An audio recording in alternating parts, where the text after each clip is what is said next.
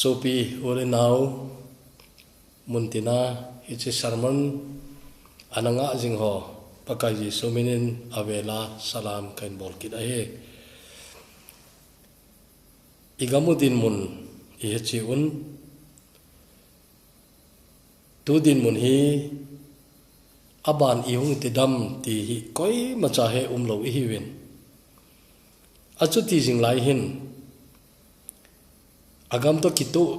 ti jong a hi po in he che thu hi ka ngai to na so ta in ain tu ni hin he che sei do ding in ka hong amin he che salmon hi ka ki god jing lai ta in la khat atha khat ahong umin jehu ka nga ya hele ka sarmon ding hi ka sei phat mong mong hi talo ham ti hi ngai to na kan nei in la sim pa na hi le igamu damlo hi anati in to jan i sarmon tai tel de hi le igamu damnading ti hong hen igamu damnading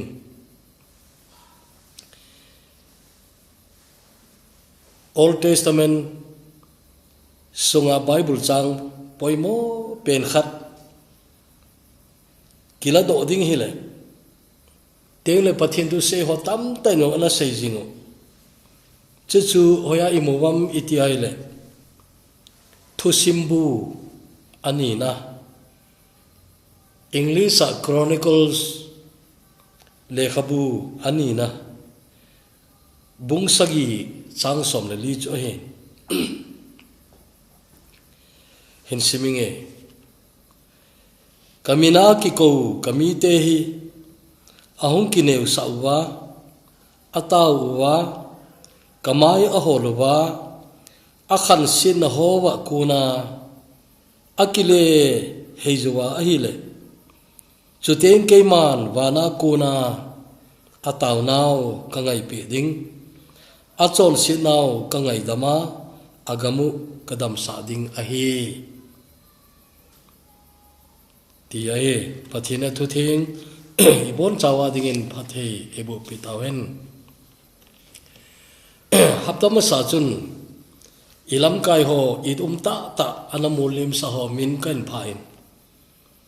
hapta ki lang sarmon wang chehi pha kit ki jong chu hongai ta pontin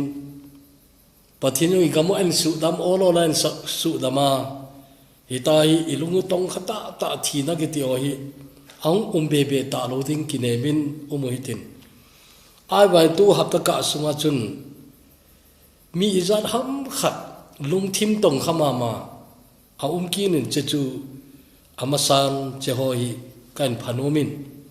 amo adi itaw naw jong hintin ama ho igel ro naw jong hintin ama saka seizo achun mei tarik sagini chun Delhi a nurse khangdong cha neu cha chapa khat chanu khat neu cha da ha a ai nei pu to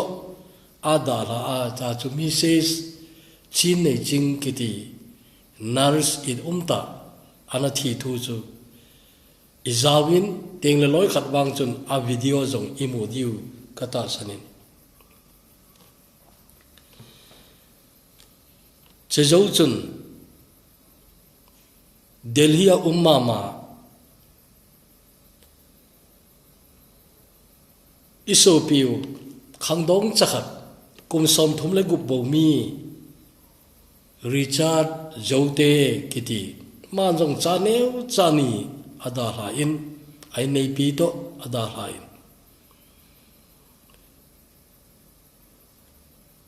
alunga hile masanga hong ki po ho bang ma chun ama chang driver hon ain toluwa ambulance hong ki pu ahin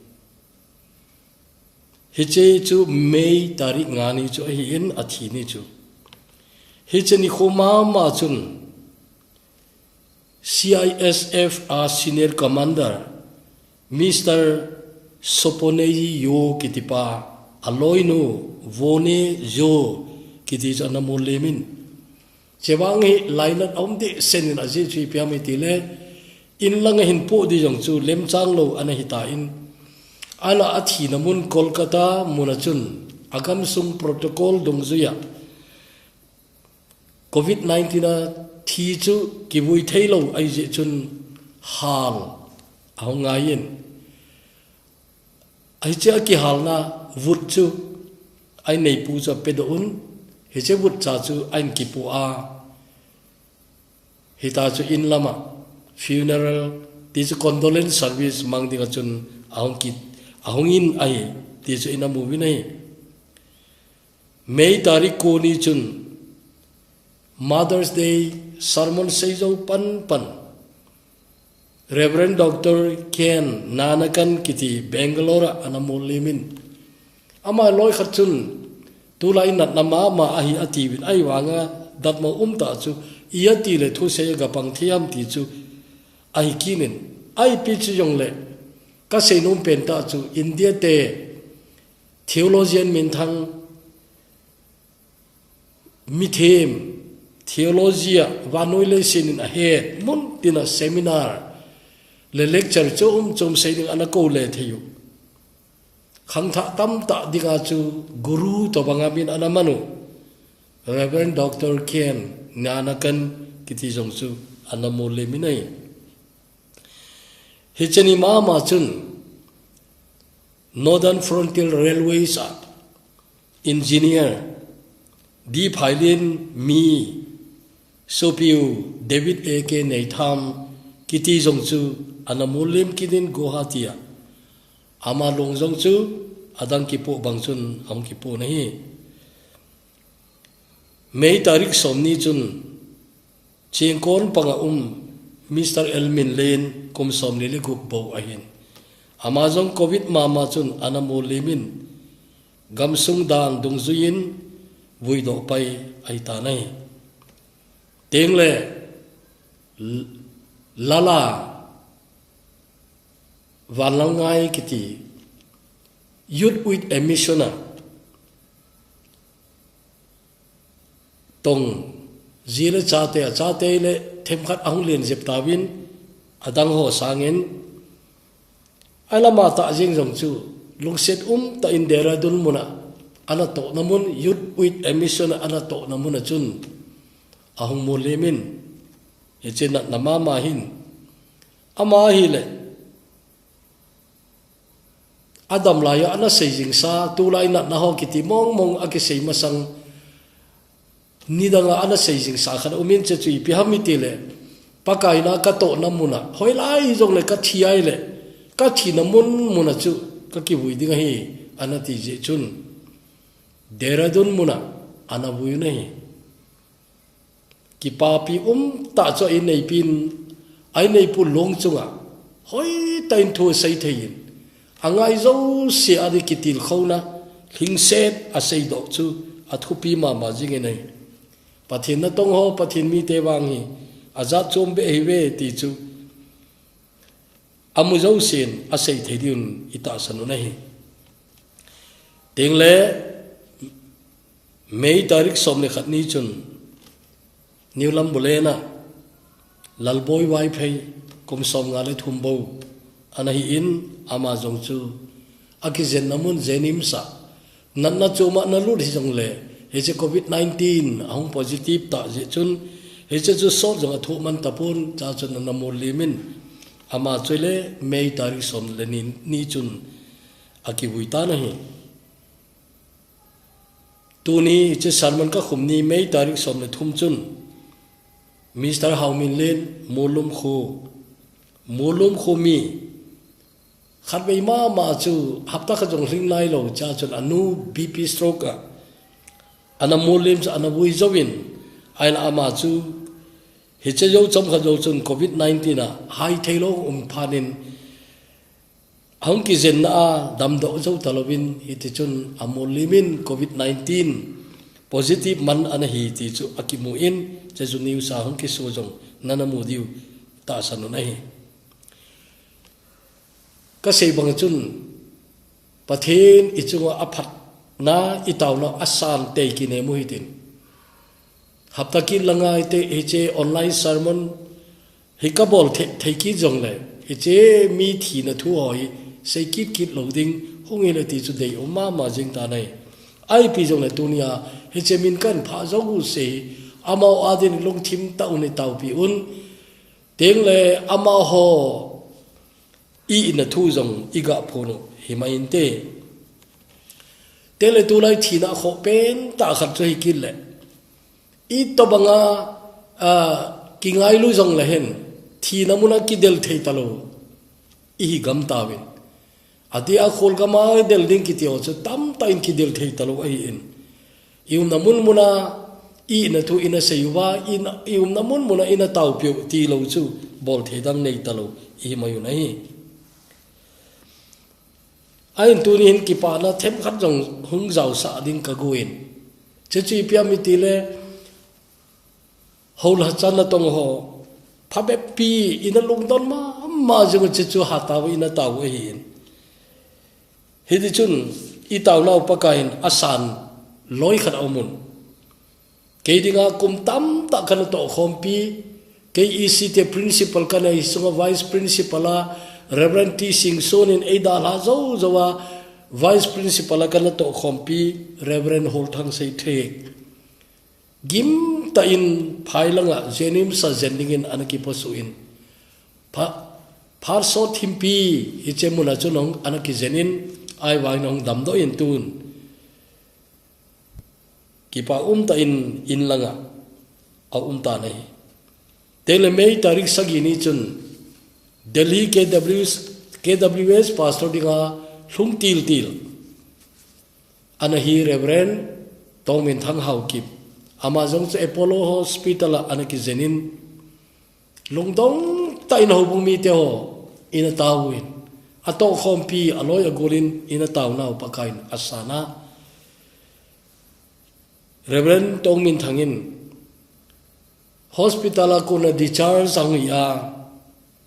ang po do aki pa tho se na video chu tam tai na namu diu ka ta sanin kamu chun ka ki pa le jeng ne teng ne cheni ma chun Reverend LB angam in lang ahong hlong tai ti tho ki zain ama aile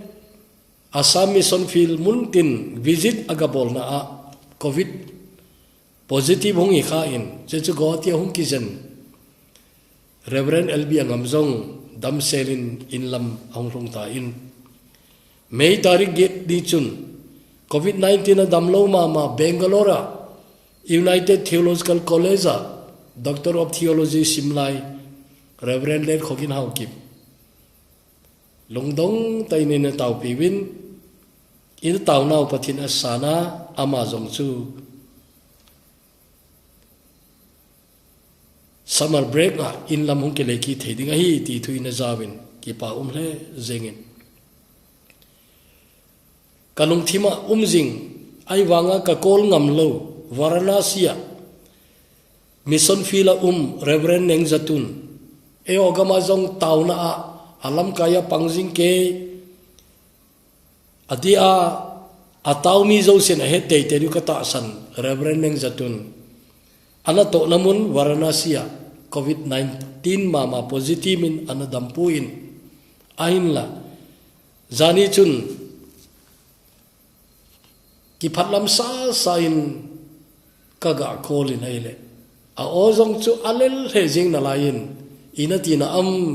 kati aile all in phatlam wang kamano e atin amazong ang dama in lama meliki mutu ki di jong ikine munai chengsi ho hi dunia thupi ilut masangwa kan sei gut cho hin amo itaw na wahi zal chun adam talo ho in sumite itaw pi ang dam ho ze in pathin ithangwa una hi tuni thupi diu hi isei na diu hin tuni ne point ma sapena chun igamu hi adam lo hi ti kan sei ma sa no ma hin azo ka sei bang chun ni chi sermon ka sei nom na so hi chi covid-19 thu uma sang pe azu ka sei no mai tan azu ju gamui lagawa inat dan ta no sei ji jong lo hi ain hi chi covid-19 en phato to win che dung je chun topic ding long cho a pha to ki to cha ban manong ki tol to a hi in ain tu ni che hi khat ve sei do angai tai ti ka ki ngai tu jinglai ta in la tha khat tam tai no na ngai diu ka ging cha in namle hobung adam poi kiti isu piu jam el simte kiti pain asim semin thang khong sain ain sa do a hi in vel tam ta long ka ngai ta in taing le midang jong tai share ka bol je hi aje chu lami wang ka hi poi ai jong le agam to kito apha to kito la hoi ka mu te ki pa thei be se midang in anangai te le ti ji achun anangai ti in group ka pana loi khala chun tain aban banin kana thot in hi hichela simpan a seidong ji chun tuni ka seiding si a hop su ji ngai che chui pam tele inamu damlo ahin hobung jong adam pon teng le in sung jong adam pon teng le mimal jong damlo hi ti na pathin lung sinan anadam sel jong ium thodi oi che chu het sai ai wangin a hang pi be na chun hi che damlo na ki sei yo si ei ho din mun ai nai igamu damlo na hi seido lowa tai kana koi tuni ka abana kan seiden ama sapen chun igamu adam lo nai na he lowai le adam na di hi chotti ta na gel kho lo dinga hi igamu dam lo nai na he lowai le adam na ding jong chu chotti ta apona na yo na nei lo dinga hi che chu igamu adam lo da ni ga sei ma sauti sermon masalai chun point khana wang chu kana sei khatan chichu tunin jong point number 1 kan koinu min chu pam itiale igamu adam longna ta chu khowa cha te hidinga kodo saho muthima kile kid hi tawin chichu ka point number 1 hai khowa cha te muthima kile kid hi tawe kati nai ipakai jisun wa ekine pin asan dan nan chu Matthew bunga chang som le li na we nai le icha chu ni pe sayam itele nang ho wa noi wa nai we eti nai John bung ke chang som le ni khona we nai le keima wa noi wa kai koi jong le keima ei zoi chu muthima chele wa le loading hinna wa nei zo ding atin hinna wa inei chu hin kho ipo do teng le van noi wa hiding I win che chu pakai ei kine pin chu ai in I want to lai hagawa idin mun hoi tain khol la chun khowa cha te ibang ta pu ne muthim cha te zo I ta wi ne kana sei sa bang chun 2010 kum chun Manipura diga chun South District lang Gospel Centenary kum hin not lang choi le chema sangjep choi ta in Baptist mission hong lut na hicha ko na in simai le ama sangjep chai na ai ta in south lang ai le Mizoram ko na gospel hong lut ai je chun che hong lut na in simple 2010 ko ma chun Churchanpur public ground eche lamka public ground kitia hin centenary May tarik sagi chun thupi tain ki manginai I want chezawa igamudin munchi invenai le chom loka chun ki thana hum pai ki ta nahi hida chun abana banung chalin teng le thil tam ta tuni kan sei di zo se hi cha nung hi kho che hi le kiloma hum hin che ya chun kagol pa Reverend Doctor Dongja Thongin hitayana sutso Gospel Centenary imangwin thupia kita do chipya mi tele from darkness to light muthima kona khowa ti chu thupi imangun ai wa idin munadi ta chu ta do di hitale hen akile buldi ga hin khowa akona muthima kile ki ti thei di ga ti nai amana seina chun phar khana chun khowa ina umna ve ati chu igam sungul hagau thin eina villai igam sungo hobung ahalai mitin pakai ji salung thim pompi angai lutlai chon set e pi le dar hading ki gozawa ta chu alung thim pom min pakai alung thim pompi azui lai iche phat lai chu khowa cha te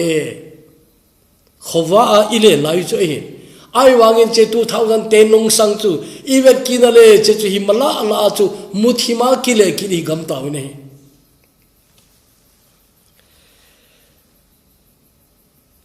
ipoini na ding achun hi che tua khatna to hong ki zom chu ipam ani na ding chun pap set na sadan gam sung hong lunin materialism mi gama jong che hi phan khana chu min na boi pi che oi ayo gama hi thagawa inal ha samlai ta uchun wa noi khan to na thakhat pi na hong lunin itia ikhuna ichoi di igin cha lo phone hoi ta ahung lut chun khan to na chu ahung lu tai ti na hin phone keu chu khan to na ai lo wangin example kan sei bo we here chun i tv ho ni da Doordarshan bo ana ve ho chun cable tv ta dish tv ta idei deyu ikila thedi chun tv wanu le set pompi chan lo se mu so thedi chun tv o inei taun hi cha chun ipi hum tam itel le se thilo ngai cha na le se thilo de na ong khangma ma jing cha chun materialism ki ti ipi ham itile sumin acho thei tapo I cho a inei be ki pa di ham ti ta sana chu materialism ahil chena abai pen amol pen ahin che chu tulai ta idin munoi materialism che sumina cho thei tapo cho jing ding na a hau hon a cho a chum a hau lo zep hon a cho a chum tingle anei kham na a I cho jong a chum hi de chun I pi ham I tele tulai ta chun sumin cho a cho thei tapo ki cho khomen na hele ki pa dem ti ai ai poi ti un he chen ali chu phat lu na lai de mi ga mawang chu materialism ki pa na poi ti me ne het a het now jong mun tam ta tan hira chun min simple lifestyle midanga de pi do ki pa na zoi ti oi min angel do tan e hong chu che hi pon tu ni e ang sunga I kai lu tam lai se I hoi lu tam lai se cha chu ki pa dham iti wahin I bible ai le sum ngai lu di chon sit jose ki pat nai na the love of money is the root of all evil ti na cha thil se jose ki pat nai sum dei cha sum dei be lung hai ki pa thailo che chu emi te tu lai ta idin mun a hi he che chu tu lai ta idam mo na wai che chun che sumi idei be se jiwa chun bolo chamala ki nei tapu inna bolo chamal ki nei tapu ne isum hol dan zong ken kanei pole ken kachan pole tia ki tha jong kho ki salo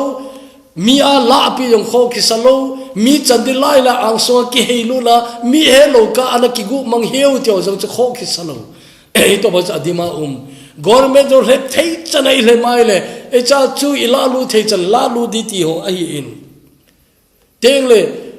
imuchi ho jeng jong I ve nai le tunin government do aphallo pathinin aphallo di dan chu het sai aje chu mi thi na I bolo in che jong chu sei thema na ki sei thema sei theng jeng na ta chu sei thema chu thim ki chang dam ti che chu ingai to hi dem ka he poi ai pi zo le tunin ngai to wo igamu jong hi pathini anei pa inai kagamu iti jong hi ata ta zo anei pa pathinen e o cho steward e o khun ak e ko e iwok diwa na e hon ikivet sui diwa pathin e pi o ai wa tuni igamu nom ta gam hin ta gite chu tu ai chomlo kan nen gam ki su di le kilom ta tu ne pon laung I gam ta nai gamui vele chun go se so ri ngai ta ne chế chú gam ấy pe pa alung hay lâu lệ ít khôn à cô na giống lá độ thì nó lại thì giống chú ngày tu khăm xét ấy chế chú mi khăn đi hồ lim na cô na căn xây độ ấy cái nông căn xây khai mi nông xây ấy chú gam ít tiêu giống na anh ấy chú bắt này ai vậy ý lâu hết ta chơi ngày tu thế na chơi ngày tu ngày bắt này phá sai lệ phát thế ấy bộ tul phá sa lâu ai lệ trong lâu cả ấy Pathinin I mà chân này lo giống ấy coi thấy tí tu ni ita san ngai point thum na chun tu lai idam lo nau ipi ha iti ai le no mei pasal ka then lo na asang he nei hi cha boy lo na mole pathen thangwa in mi tam ta tu lai boy na ai igamu muthim noya kile kiri ta nau arizal le ta kharjo chei ahin nomele pasal ka zon chat waina zon than hoina anasama mazingin kharmeni chun mun khana kem ka chena speaker pan speaker ka gi thopi khatin ta sei cho tulai ei ho gama hiwei ti chun na za chum be kharomin chechu alo pharmacy hole jong namu lo di doctor koma che the yong hi lo koi ma koma che the lo nat na khat tulai ta in igamun alengin chechi pyam mi tele nupa kigin lel na nupa kigin lel na chechu tulai ta igamuwa mitam ta nat na hi in sung tam ta boina atin addi de o katin di din ka ging cha ne thilum chani betle chei di din ka ging cha ne na chechu nu patam ta boina ai in na boilo le pathin thangwa in lang te le boilo te te di kingai to in nu pain ko boi te ko ma cha nom sa loi minu khanin kai nei pu to vai chata hin kho kaman layu ka ngai tai tun ka hau ta we ai wangin kai nei pu lung thim kai ka chang zo ta pu ati nei kar tha khat a cho in kai ka to khan ai poi ai wan ni sia a to jing khat au me ati nei an nu mo thowina kéo à vá lệ cái bên thu simia zat ka zawin hi che ka za ni chun amio chu koye wam ka hepoi ai wangin vau jang na ka sa ne a kho le jegena a kho le jegena he chun tu ni sopite iga moi dam lo hi che corona hi chu mu thei ti chu hi ta agam phenga tai wa noi le set boina in tu ni e o gam ka ti igamu damlo kati wanole se pumpi sei kai pure wanole se le tuni tv na ve jongle wanole se damlo na jana mu di kai tu jane wang chu neu chan ga lautin e ho gam igam I ho bung I in sung teng le e ma mimal idam lo nau iki hol chenu angai teng le mitna vet nom na first zone bung ni chang som le gup na ven wai le he cha cho ki mu na he che hi in siminge phata in anaki mel chu hitin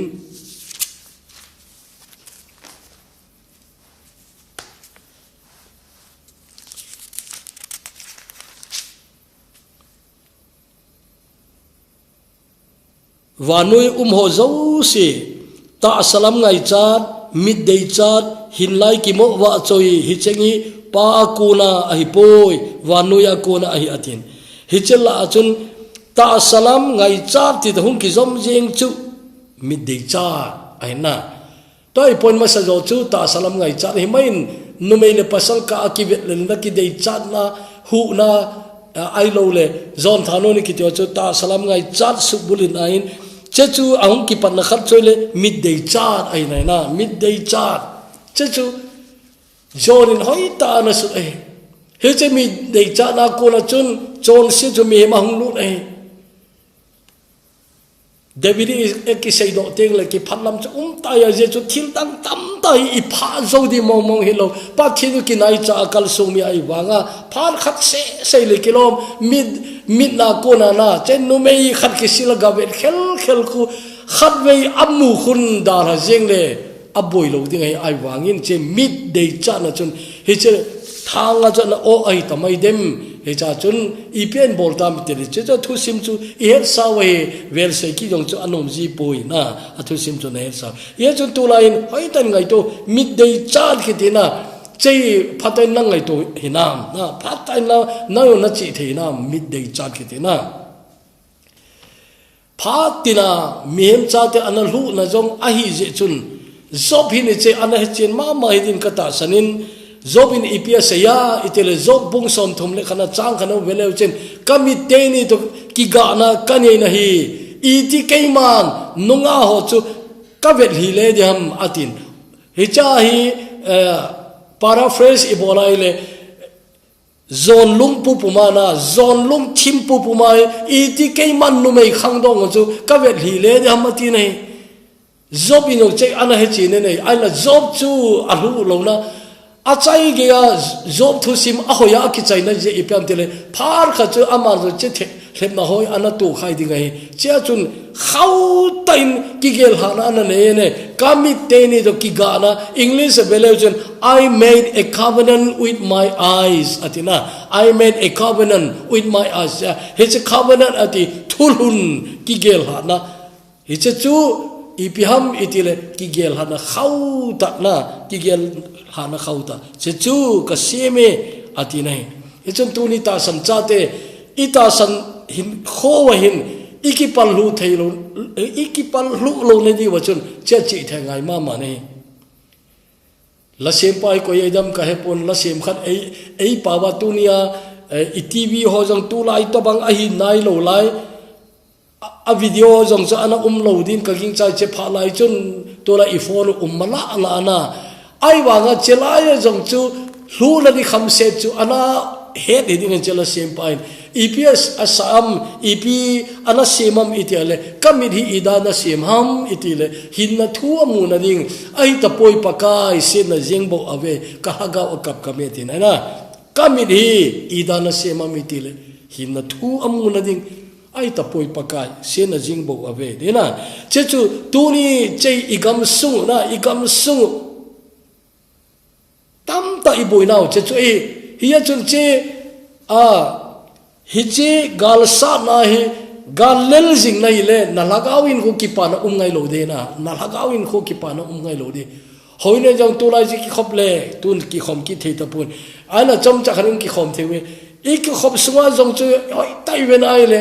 lockdown ma sa suwa chu i ti hin kho ina man lom lo tam ho bong ga chun kipana au ma pu ne kum khuyat pi ka ti chu la khu chan pi ki khom ta lo ki khop chu iti ki pari tam ki pain ki lam jingin te ka tele na che chu ai kit pu ne che chu le chu he che lockdown ma sa sunga jong chu na sa da ga le la hin khomang tam ta di wain ade a mit a mu no na he che vietnam na thil ho a tam ta chu ga le la hin khoina manu ai ta ja chu ki pa na ta lo pathin anga ki phalam pom po hin khomang ki ti ki hi te ta lo ram ka ti ne na che chu hi idam lo na tunin idam lo na athain ngai tu ite tiếng lệ tu lai đầm lồng này xây lâu thế lâu ấy point cái là coi hết tu lai đầm lồng là coronavirus tu ai second wave ấy na second wave ấy cha no mo ta khát chú ipiham itiai lệ mấy tarik som lệ khát nia news khát na chun North East India he to become the next hot spot antinai chechele tu ban chom khat zo le ha boyang boy North East antinai aman aha se pencil Assam ai na je chu tu nai cha election rally na sadana bolwa chu in I he chi un India gam zong center India North India hoi lai I pizza khuti lom lom boyang mitile na he chi mi pi ki pun khom azan na tunin detail se yong ngai poi lam mu sa ve tv yong imu jingoi che ho je choi ya ti nai nori sali ipisi jeu dem kai poi ei mi te wang ithungai lo je u yong hi khanin te lockdown ki ti jong le ki pot te te jing teng le i face mask ho jing jong hi nui zat dan dan chu police mulekin ta ikitu aum lo le ila do ki jing te bong ai lo loi khat chun a khadanga koi mai mi na mask ki chu khadanga koi di lo chu na ina i hop lu di ho na che chu dal lo i bol chu na che ho je ga jong thu ki ngai lo sanitize ki bowling khut sanitize jar no ding te ojong chu ti lom ki gel kholo na che chu hin ai pi che jong le na tu ni ka se no chi piam te le igamui ichi thelo wa le i yong ti diu ki hello ai en he chun ching thei da ding in i government available sei che chu tunin gel khole no phading hi ai tu ni hin igamu adam na ding lampi khat au me che chu tu ni bible sim nau che pathen tai lo chu igamu sudam di lo e hagawa in anaula asang ma jengin ta sa dam lo na la tua hi se covid 19 iti pa he to i chanam chu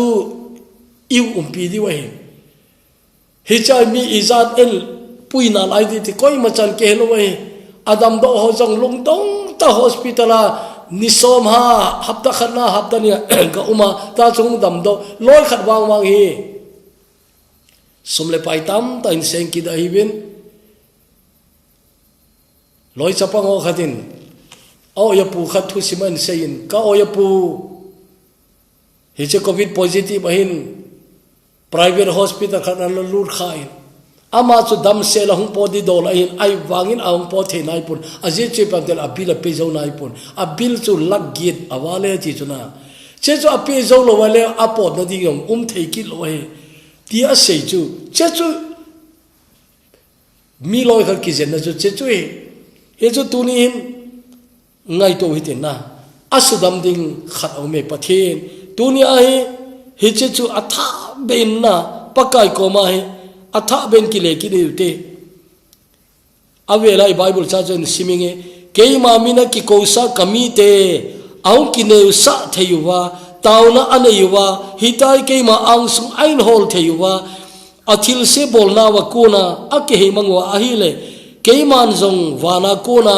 kahin ngaya achol sinau ka ngai dam ding chule agam sungu kadam sa ding ka phat sa ding ahi ati ne e ho bolin a seima sain tel ama boli cho promise a bol jeng na e ho boli seima sai che chun ama iche athutep bol paile iche promise bol paile ama i tia jong athutep ma zo ngai lo pathi nai chia chun pathi igamu asu dam diga lampi sun chu e ho bolik asei hoiten gel kho te ama sapenin ama mina ki ko i bin e hoina ama mina ki ko ichi bible chun kamina ki ko kamite eti kamina ki ko kamite tunin ulenao kingai nim tan kineu satan che ki khulu te amina ki ko amite idinga iki lo na wam na pathin mina ki ko do na pathin mina ki ko do he che in kho chun in kho imanu nam na he che imin mai pathinin idin mun ai sei pe che hi idel ki du ka de na amina ki ko ina wam amin pu ina we igel phat ki no ngai nai ama mina ki ko mi te in i nau bang bang chun in kho ikitha se mungai de ngai aje chu aman i nau e sei pi khu asang ma mai nai kamina ki ko kamite ati cha chu nangjong nazaw a hi le to ni amina ki ko do khat hin kho chu namani namti kingai to hitin ani na chun ipi mu wa ani na chun ahong kineu sa uwa atena kineu sa ding ti cho kineu sa ding tuni hoitan ki kholew hen pakai aga ikineu sa ding bang to kineu sa aki umbe se tapune kile sana inidim tan abang khat I head nine ikisongu win abang khat I phungi chan kisongu win abang khat I hau naw ni kisongu win ya lo I tai tali kisongu win na pathin anga kineu sa zo talo pathin anga kineu sa zo talo te easy uchun tunin che pathinin itauna asana dingala che ngai hingale na itauna asana dingahin che ngai hi ye chun ikineu sauina na kineu saunam ti ikingai to ideu na hi che che hi teng aban an sei chu kamai a holy ote seeking the face of God na hege pathin chu lungsi them pathin hin ei nungat lo di lai ti chalang khalam chu adi e ai wangin pathin lungthim ana nai hechun amai iti hina tunin nang na pathin ki kana lampum pi yong geldan lang gampum pi yong geldan lang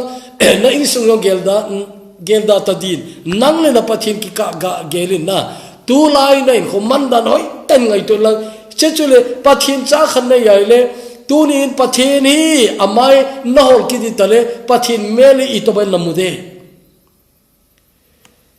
lungthim nata in namudem ngui ta in namudem lungnom mo ta in namudem ai lo le mai rai seli namudem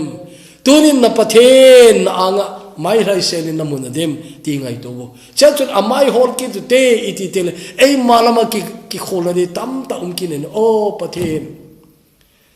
namai holding hizong leng pathin nang hin kasing zo tapui kasing zo tapui ti nangai to na umam na hitachu pakaya tune ki ngai to thau ngain tela hung tawdi otina hung tawdi hi cha hung tawdi otina hin thil khat isu mi lodi khat aum kine chehi sam labua poimo ta na kisuna hin chei sumi lodi pha ka sain hin sim do in kate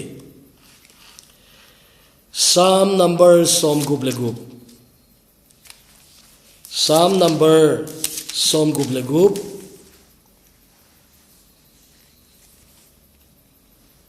chang som legena keiman kalung thima git lona ka ngai tole pakain ei ngai pe ponte atinai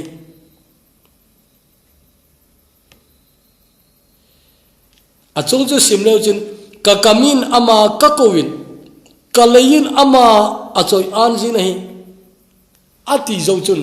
keiman kalung thima git lona ka ngai tole pakain ei ngai pe ponte he chun tunin isu me lo diu chu itaw nau pathin asanta ta ding ai le hi chehi ngai to phaute ilung thima ingai toi adi lo omai le na sudi ute pakai anga phongoi tin pakai kangai to na zong kalung gel zong adi ta poi nengai damin tin tunin pakai ang sunga ikipilu diu angai nei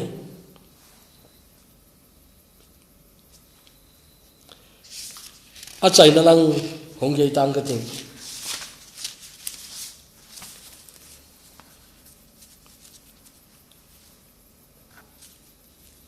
ichai appoint chai na chun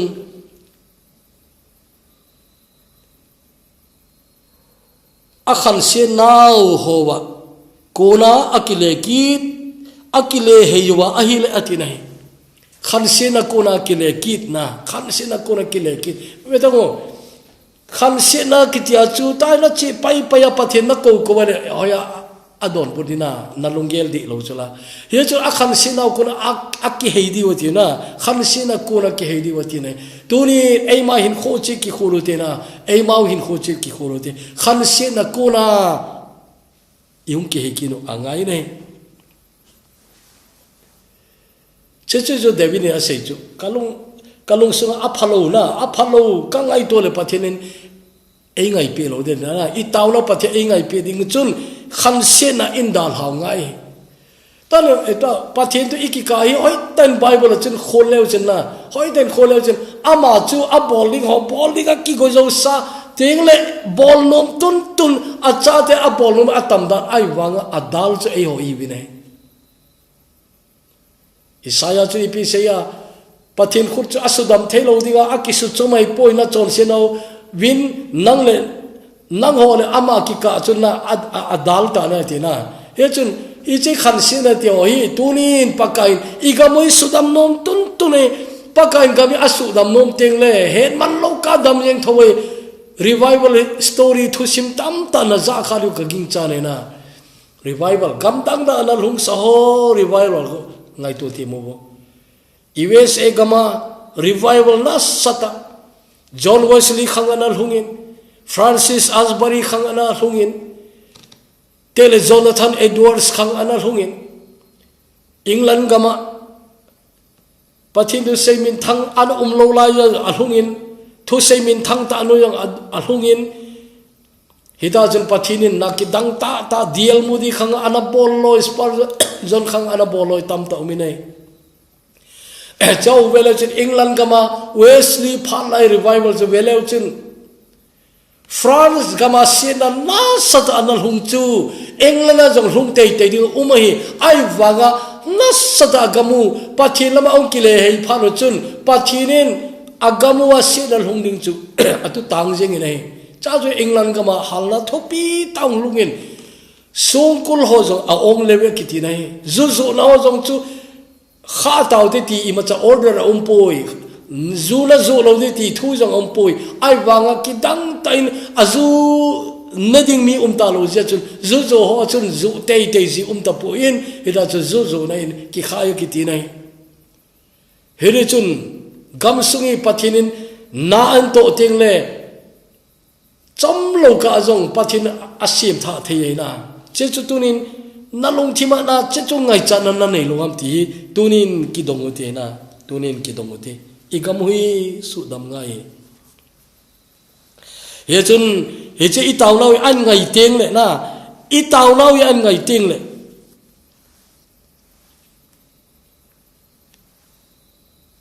thil tha khalong ki pan ngai pathinin icha sei kinep na mai hilo lungmon om da chuna keiman wana kun ataw law ka ngai pi dinga ti nei wanu le sinai na ho chom en pathina nei chiwe ai wa apathinun na taw na ngai pe nge ati din ka ging chapoi abona ale khabu yang kasim khapoi ai wangin lo de aje chi pyam tile hi che sei theining pathin chu nei pu nei pathin hi nei pu win Eho pathin wan le nei simpa nang le keima ei simpa he che pathin wangi I taw naw ei san pi di I taw naw ei na ngai pe thedi he to ba chun ngai lu na adim pathin hin acha te taw na sang ki go zo pathin hin he chu tunin na taw na pathin sang no mai ti tunin na ngai tu di dei umine anangai pi nge atinai anangai pi nge aban veo aban wana kona ataw naw ka ngai peding ati barjun achol senaw ka ngai dam ding atina achol senaw ka ngai dam ding pathin ngai dam thei kiti chu ipya tile lungheina ta be hi ngai na lungheina ta be apan lo lewang chu ngai dam nom jong le ngai dam thei lo we aje pathin lungthim sung ave nai na lungthim sung ave in naim umam nasel gu umam na phon dolo umam tele ngananga no umam se chu au mai le ngai dam thei lo ding e isu people evangelist helun ga gel do ki noitin ama to vel tam ta kem chom ki thu kai win helun asei do kangai no mama jeng khatui pia pathinin chor sin ngai dam zolo anei pon ai wanga ngai dam thei lo anei ati khu ahil chena ko hoi ka sa nei ngai dam zolo anei poi tol tha jong angai dame azong angai dame teng le mi tu da lo it tabang hi jong le na angai dame ai bai pathinen angai dam theilo au me che chu koi ho ha lung hei nom lo chol set ki im te chol set phung du nom lo teng le nga nom lo na chol set nga nom lo nei jing sel gu jing nei jing ki im jing te pathin ngai dam thelo aya ti chu ngai dam zo lo cha nei pon ai wanga ngai dam thelo anei aki ma ngai dam thei poi chol set da ha nom lo nei jing na che chu ngai dam thelo che chu tu ni ngai tu te pathin cha promise chu a chol se na jong kangai dam di gai ti nei angai dam thele chu tu ni long theng ten pakai angana long theng ten pakai anga ki pelu no te ti tu ni ki ti mu nahi tel aman engai dam teng le chu igamu dam de ta ya ti nei igamu su dam di gai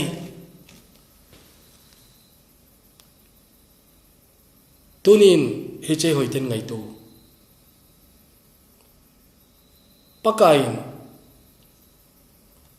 ipakai jesun gospel a khun veleu chun anadam tan ati sang sanga na chol sele ki ngai da mai tai tu ati ma sa jong khu umsi khula farisai hon a he thim poi ti tu in na akoma umona dat moji we ai wangin aman ngai dam na chu aphung ji nei na ngai dam na chu aphung ma sa ji nei hiya chun igamu adam ta di chun pakan engai dam angain engai dam di ngai le ilungi hei ta tau ngai ain tunina channel kan seinom chu gampum pi dam na ding chu nan na bol the ha tam pun te I gampum piu na sata pathin main hol kinu ngai ai wan na in sunga di wang chu nang tuai na bol the nang ma mi mana di wang chu tuai nang man na bol the tunina dam no ma nain sung dam le na tiam nain sung adam ding le nang ma na dam ma sa ngai nang ma na dam ma sa ngai na dam no mai le to I sei chu aban bana nan su di ngai tuni kalung khat aumin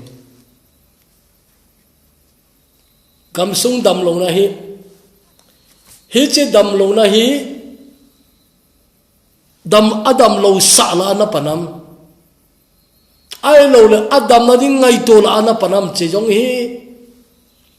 ki dong len kanu me nei igamu dam lo na hi che dam lo na polu na panam adam na dinga pona tuntuna atawla na param na nakim na vela se nam na mulaya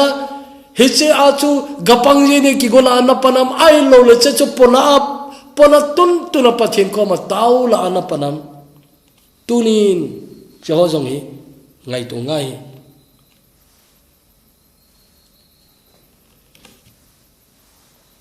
tunai chathil hung ki sei ano mo ten khat omin che chu tu chung nak na to ki sai hin bela ming katin tua I thu ui second wave ahin third wave hung ki sei ki tai first wave kum lui sunga ina thu chu wanoi na thu chu akum tamlam damlo na chom ananei saho tam ta in athu le lu ne tu kum thi hoi vele chen adam atam zo hiwin ka gele aje jo e o ga me he howi kum tam lo he bine ate sia thi ha lo ke ti mai le na khat ani chu min te ai wa atam zo hi chapang neu cha le nau khat ani dala thi hoi khang dong ki ti mai na khang dong nu azong kum tam nai lo pa azong kum tam nai lo cha te neu cha dala he je chun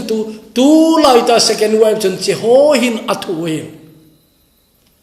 ga ngai to mai ngai to ngam zong he lo thar we bi chapang on an tho di we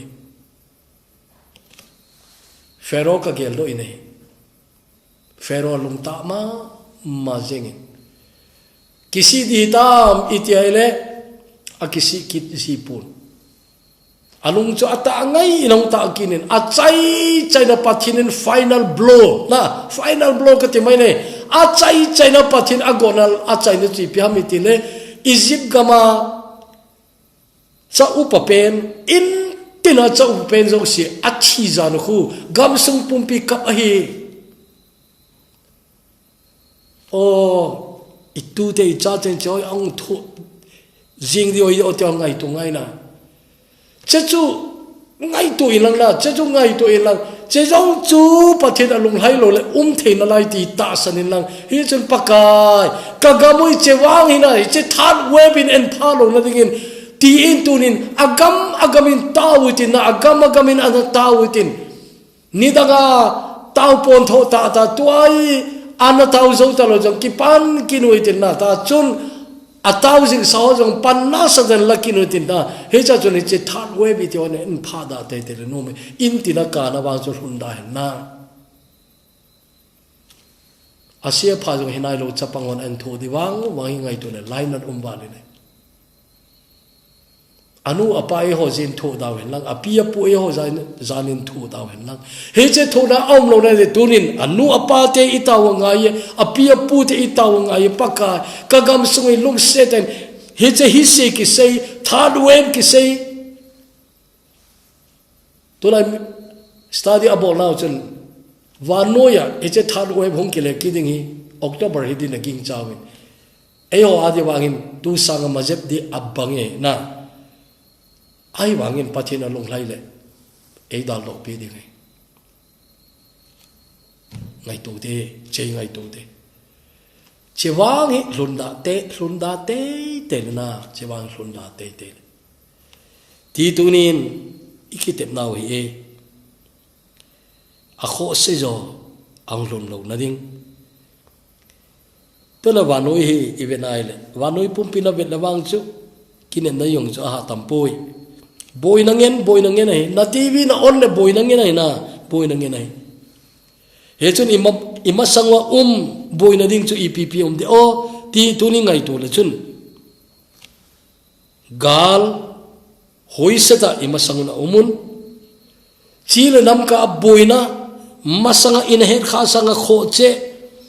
email ma zo alien zo che hung theina lai chabana link ki hot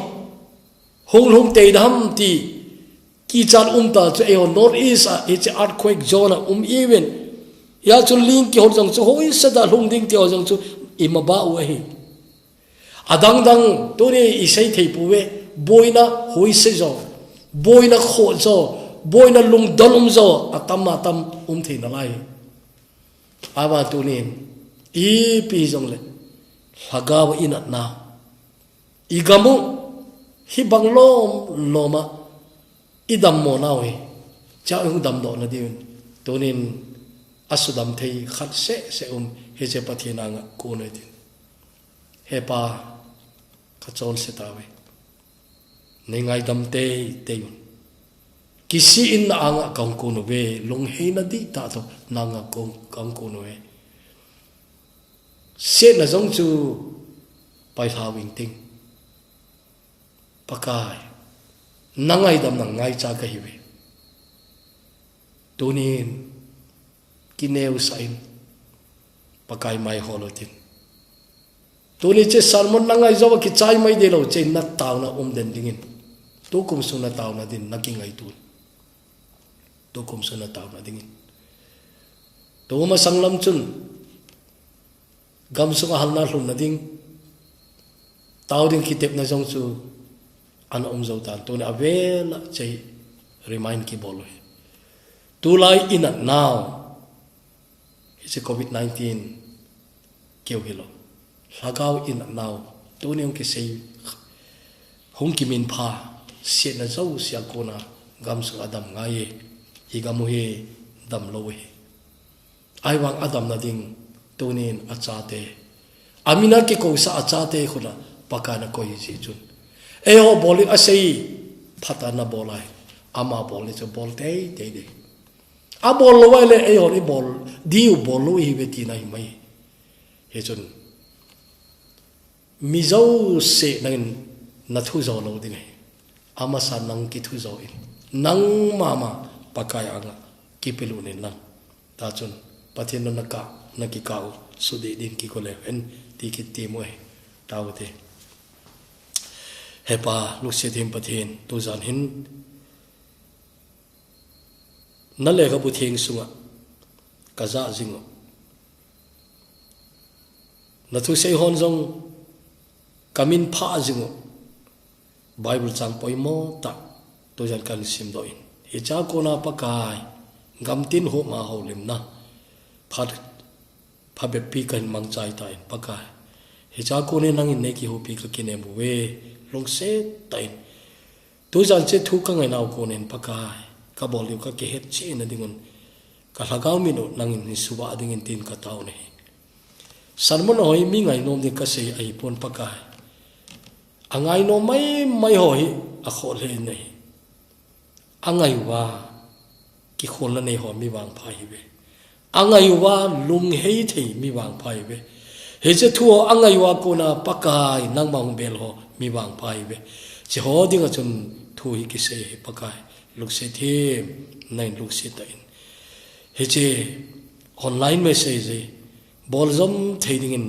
keo in sung jong nang man nei pi win pakai tu chana he ngalowa ka koi e ka theina la jena kom ki pa tu ka se mai he che mo se hi lo din pakai ga su te te ni nang pha thei pu in lang he che thu angai na ko na pakai analam vai ho na ang sung ki le ki theina diun nang lu se ta in he che thu ho a ko nen pakai lagau theina lung sunga nangin na tong jing na lai din tin ka taw ne ke a sei pa ogin toy ung thip di ai tai aban lung sunga thip lo wa a sei zom jing ding in pakai nang kain tem ki ne nahi nai sei zom in lang lung sunga pakai nangin ai bang ta mu sa ai lang ka sei do lo ho jong nang hagawin sei lang pakai ki chen ta he thei ding nang man nami thieng teo long thima thu sen lang thongai zo se long so na man thu sen lang koi zong na ama ngai chat hi che message a ko na ki mu thei dingin lagaw nang man ki thu pi dingin pakai ji suminin kaung tawi amen.